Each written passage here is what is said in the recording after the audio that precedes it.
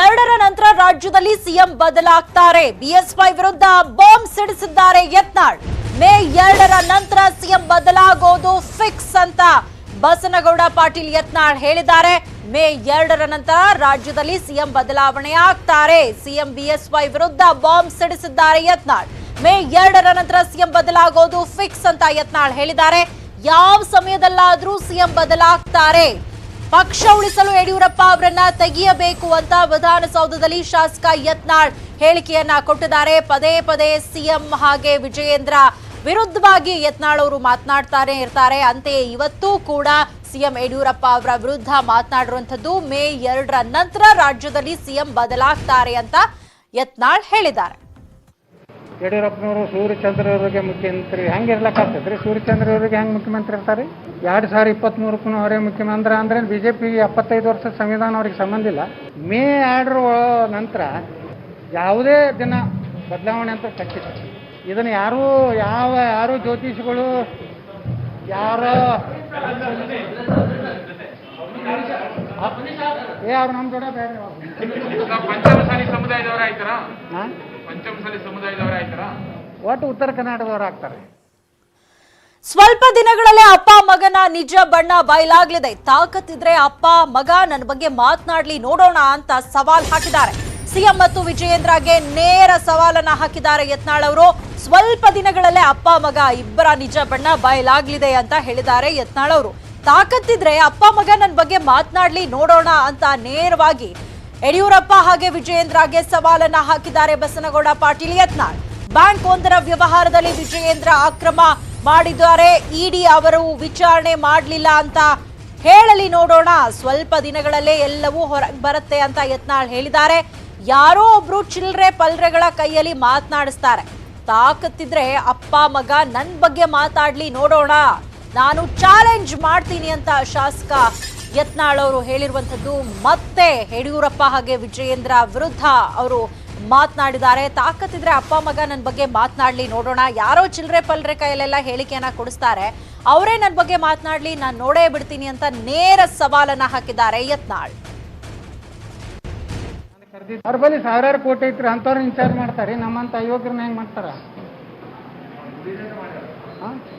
ಅವ್ರಿಗೆ ಸಾವಿರಾರು ಕೋಟಿ ರೂಪಾಯಿ ಐತಿ, ಅವ್ರಿಗೆ ಕರೆಸ್ತಾರ, ಆಹ್ವಾನ ಮಾಡ್ತಾರೆ. ಗಿರಾಕಿ ಬರ್ತೈತಿ, ಖರ್ಚು ಮಾಡ್ತೈತೆ. ನಾನು ಬರೀ ಗೊಳ್ಳು ಭಾಷಣ ಮಾಡಿ ಬರೋರಲ್ಲ. ವಿಜಯೇಂದ್ರನ ಎದಕ್ಕೆ ಕರೀತಾರೆ? ಮುಖ್ಯಮಂತ್ರಿ ಮಗ ಮತ್ತು ಸಿಕ್ಕಾಪಟ್ಟೆ ದುಡ್ಡಿದೆ, ಖರ್ಚು ಮಾಡ್ತಾನಂತೆ.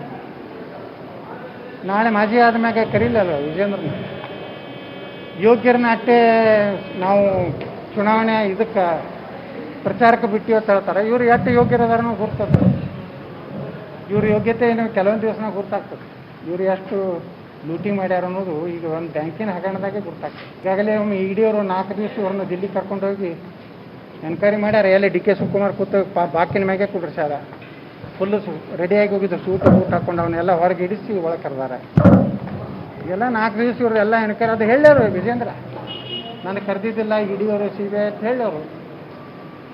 ಫೆಡ್ರಲ್ ಬ್ಯಾಂಕಿನಲ್ಲಿ ಸಾವಿರಾರು ಕೋಟಿ ರೂಪಾಯಿ ನಾವು ವಿದೇಶಿ ಬ್ಯಾಂಕಿಗೆ ಟ್ರಾನ್ಸ್ಫರ್ ಮಾಡಿಲ್ಲ ಅಂತ ಹೇಳಿ ಯಾಕೋ ಯಾವ ಹೋಗ್ತರ ಕಡೆಯಿಂದ ಚಿಲ್ಲರೆ ವ್ಯಕ್ತಿಗಳ ಕಡೆ ಸ್ಟೇಟ್ಮೆಂಟ್ ಕೊಡ್ತಾರೆ. ತಾಕತ್ತಿದ್ರೆ ಕೊಡ್ರಿ, ಅಪ್ಪ ಮಗ ಅವರೇ ಕೊಡಲಿ ನನಗೆ ಸ್ಟೇಟ್ಮೆಂಟ್. ಅವ್ರ ಬಳಿ ಈ ಬಗ್ಗೆ ಹೆಚ್ಚಿನ ಮಾಹಿತಿಯನ್ನ ಪಡ್ಕೊಳ್ಳೋಣ. ನಮ್ಮ ಪ್ರತಿನಿಧಿ ಕೃಷ್ಣ ಇದೀಗ ನಮ್ಮ ಜೊತೆ ನೇರ ಸಂಪರ್ಕದಲ್ಲಿ ಜಾಯ್ನ್ ಆಗಿದ್ದಾರೆ.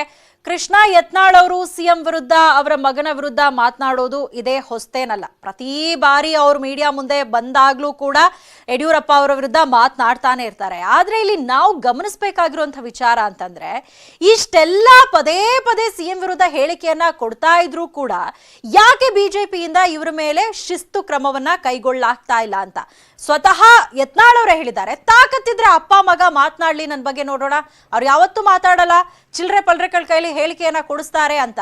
ಎಲ್ಲೋ ಒಂದ್ ಕಡೆ ಇವರ ಮಾತಿನ ದಾಟಿಯನ್ನ ನೋಡ್ತಾ ಇದ್ರೆ ಯತ್ನಾಳ್ ವಿರುದ್ಧ ಬಿಜೆಪಿ ಹೈಕಮಾಂಡ್ ಕೂಡ ಯಾವುದೇ ರೀತಿಯಾದಂತಹ ಶಿಸ್ತು ಕ್ರಮವನ್ನ ಕೈಗೊಳ್ಳದೇ ಇರೋದನ್ನ ನೋಡ್ತಾ ಇದ್ರೆ ಏನಾಗ್ತಾ ಇದೆ ಅಂತ. ಸೌಮ್ಯ, ಎಲ್ಲೋ ಒಂದು ಕಡೆ ಪ್ರಮುಖವಾಗಿ ಯತ್ನಾಳ್ ಅವರಿಗೆ ಪ್ರಮುಖವಾಗಿ ಬಿಜೆಪಿಯ ಪ್ರಮುಖವಾದಂಥ ನಾಯಕರುಗಳು, ಅದರಲ್ಲೂ ಪ್ರಮುಖವಾಗಿ ಎಲ್ಲೋ ಪ್ರಮುಖವಾಗಿ ಹೈಕಮಾಂಡ್ ಒಂದು ರೀತಿ ಶಕ್ತಿ ಕೊಟ್ಟಿದೆ ಅಂತಾನೆ ಹೇಳ್ಬೋದು. ಯಾಕಂದ್ರೆ ಯತ್ನಾಳ್ ಅವರು ಆ ಒಂದು ವಿಚಾರವಾಗಿ ಮಾತನಾಡಿದಂಥ ಸಂದರ್ಭದಲ್ಲಿ ಅವರು ಕೂಡ ಹೇಳಿದ್ರು ಏನಂತಂದ್ರೆ, ಈಗಾಗಲೇ ನಾನು ಪದೇ ಪದೇ ಮುಖ್ಯಮಂತ್ರಿಗಳಾಗಿರ್ಬೋದು ಮತ್ತೆ ಅವರ ಪುತ್ರನ ವಿರುದ್ಧವಾಗಿ ಮಾತಾಡ್ಕೊತಾನೆ ಬರ್ತಾನೆ ಇದ್ದೀನಿ. ಆದರೂ ಇನ್ನೂ ಕೂಡ 60 ದಿನಗಳಾದರೂ ಕೂಡ ಅಂದ್ರೆ ಈಗಾಗಲೇ 3-4 ಬಾರಿ ನೋಟಿಸನ್ನ ಕೊಟ್ಟಿದ್ದಾರೆ, ನನಗೆ ಉತ್ತರ ಕೂಡ ಕೊಟ್ಟಿದ್ದೀನಿ. ಆದರೆ 60 ದಿನಗಳ ಸಂದರ್ಭದಲ್ಲಿ ನನಗೆ ಇದುವರೆಗೂ ಕೂಡ ಹೈಕಮಾಂಡ್ ಆಗಲಿ ಮತ್ತೆ ಪಕ್ಷ ಆಗಲಿ ಇನ್ನೂ ಕೂಡ ನನ್ನ ವಿರುದ್ಧವಾಗಿ ಕ್ರಮವನ್ನ ಕೈಗೊಂಡಿಲ್ಲ.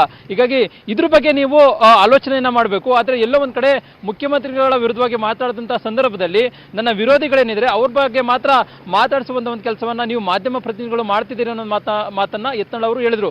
ಯತ್ನಾಳ್ ಅವರು ಹೇಳುವಂತ ಪ್ರಕಾರವಾಗಿ ಎಲ್ಲೋ ಒಂದ್ ಕಡೆ ಪ್ರಮುಖವಾಗಿ ಅವರಿಗೆ ದೊಡ್ಡದಾದಂತ ಒಂದು ಪಕ್ಷ ಅಂದ್ರೆ ಪ್ರಧಾನಿ ನರೇಂದ್ರ ಮೋದಿ ಅವರ ಶಕ್ತಿ ಇದೆಯಾ ಅಥವಾ ಬೇರೆ ನಾಯಕರುಗಳ ಶಕ್ತಿ ಇದೆಯಾ ಅನ್ನುವಂಥದ್ದು ಅದ್ರ ಬಗ್ಗೆ ಅವರು ಗುಟ್ಟನ್ನ ಬಿಟ್ಕೊಟ್ಟಿಲ್ಲ. ಆದ್ರೆ ಎಲ್ಲೋ ಒಂದ್ ಕಡೆ ಅವರ ಮಾತಿನ ದಾಟಿಯ ಸಂದರ್ಭದಲ್ಲಿ ಅದು ಒಂದು ಗೊತ್ತಾಗ್ತಾ ಇತ್ತು, ಎಲ್ಲೋ ಒಂದ್ ಕಡೆ ಪ್ರಬಲವಾದಂತಹ ಒಂದು ಹೈಕಮಾಂಡ್ ಶಕ್ತಿ ಅವರಿಗೆ ಅವರ ಬೆನ್ನೆಲುಬಾಗಿದೆ. ಅದಕ್ಕೋಸ್ಕರವಾಗಿ ಯತ್ನಾಳ್ ಅವರು ಈ ರೀತಿಯಾದ ಪದೇ ಹೇಳಿಕೆಯನ್ನ ಕೊಡ್ತಾ ಇದ್ದಾರೆ ಅನ್ನುವಂಥದ್ದು. ಜೊತೆಗೆ ಏನಂತಂದ್ರೆ ಮುಖ್ಯಮಂತ್ರಿಗಳು ಅಂದ್ರೆ ಮೇ 2ರ ನಂತರವಾಗಿ ಯಡಿಯೂರಪ್ಪನವರು ಬದಲಾವಣೆ ಆಗೋದು ಖಚಿತ ಅನ್ನೋ ಒಂದು ಭವಿಷ್ಯವನ್ನ ಯತ್ನಾಳ್ ಅವರು ನೀಡಿದ್ದಾರೆ. ಅಂದ್ರೆ ಈ ಒಂದು ಹೇಳಿಕೆ ಇದೇನು ಹೊಸದಲ್ಲ, ಪದೇ ಅಂದ್ರೆ ಫೆಬ್ರವರಿಯಲ್ಲೂ ಕೂಡ ಹೇಳಿದ್ರು, ಈ ಹಿಂದೆ ಜನವರಿಯಲ್ಲೂ ಕೂಡ ಹೇಳಿದ್ರು, ಮತ್ತೆ ಮಾರ್ಚಲ್ಲೂ ಕೂಡ ಹೇಳಿದ್ರು. ಈಗ ಅಂತಿಮವಾಗಿ ಮೇ 2ರ ನಂತರವಾಗಿ ಏನಾದರೂ ಬದಲಾವಣೆ ಮಾಡೋದಕ್ಕೆ ಸಾಧ್ಯ ಇಲ್ಲ ಅಂದ್ರೆ ಪಕ್ಷ ಯಾವುದೇ ಕಾರಣಕ್ಕೂ ಕೂಡ ಉಳಿಯೋದಿಲ್ಲ, ನಿರ್ನಾಮ ಆಗುತ್ತೆ ಅನ್ನೋ ಒಂದು ಮಾತನ್ನ ಯತ್ನಾಳ್ ಅವರು ಮಾಧ್ಯಮ ಪ್ರತಿನಿಧಿಗಳು ಹೇಳಿದಂಥ ಸಂದರ್ಭದಲ್ಲಿ ಹೇಳಿರುವಂಥದ್ದು. ಜೊತೆಗೆ ಏನಂತಂದ್ರೆ ಯತ್ನಾಳ್ ಅವರು ಕೂಡ ಅಂದ್ರೆ ನಾನು ಎಷ್ಟು ಪ್ರಾಮಾಣಿಕ ಮತ್ತೆ ಪಕ್ಷದಲ್ಲಿ ಎಷ್ಟು ಶಕ್ತಿ ಇದೆ ಅನ್ನೋದ್ರ ಬಗ್ಗೆ ಇದ್ರ ಮುಖಾಂತರ ಗೊತ್ತಾಗುತ್ತೆ ಅನ್ನೋ ಒಂದು ಸಂದೇಶವನ್ನ ಮುಖ್ಯಮಂತ್ರಿಗಳಿಗೆ ತಿಳಿಸಿದ್ದಾರೆ.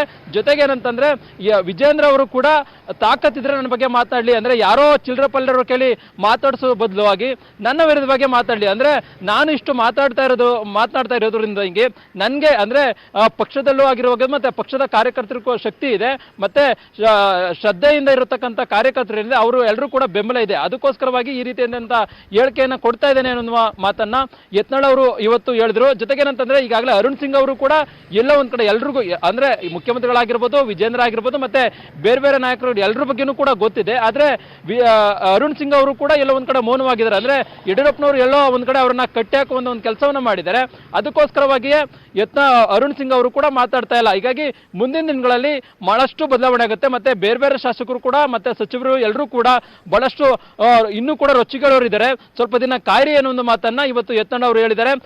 ಯತ್ನಾಳ್ ಅವರ ಹೇಳಿಕೆ ಪ್ರಕಾರವಾಗಿ ಎಲ್ಲೋ ಒಂದ್ ಕಡೆ ಈ ಒಂದು ಬಾಂಬ್ ಏನಿದೆ ಅದು ಇನ್ನು ಮೇ 2ರ ನಂತರವಾಗಿ ಸಾಕಷ್ಟು ಕುತೂಹಲಕ್ಕೆ ಕೇಳಿಸಿದೆ. ಯಾಕಂದ್ರೆ ಅಂದ್ರೆ ಪಕ್ಷ ಇದುವರೆಗೂ ಕೂಡ ನನ್ನ ವಿರುದ್ಧವಾಗಿ ಕ್ರಮ ಕೈಗೊಂಡಿಲ್ಲ ಅನ್ನೋ ಮಾತನ್ನ ಯತ್ನಾಳ್ ಅವರು ಹೇಳಿದ್ದಾರೆ ಅಂತಂದ್ರೆ ಎಲ್ಲೋ ಒಂದ್ ಕಡೆ ಹೈಕಮಾಂಡ್ ಕೂಡ ಅವರಿಗೆ ಪರವಾಗಿ ಬೆಂಬಲವಾಗಿದೆ. ಅದಕ್ಕೋಸ್ಕರವಾಗಿ ಯತ್ನಾಳ್ ಅವರು ಈ ರೀತಿಯಾದಂತಹ ಹೇಳಿಕೆಯನ್ನ ಕೊಡ್ತಿದ್ದಾರೆ ಅನ್ನುವಂಥದ್ದು ಕಾಣಿಸ್ತಿದೆ. ಸೌಮ್ಯ, ಥ್ಯಾಂಕ್ ಯು ಕೃಷ್ಣ, ತಮ್ಮೆಲ್ಲ ಇನ್ಫಾರ್ಮೇಶನ್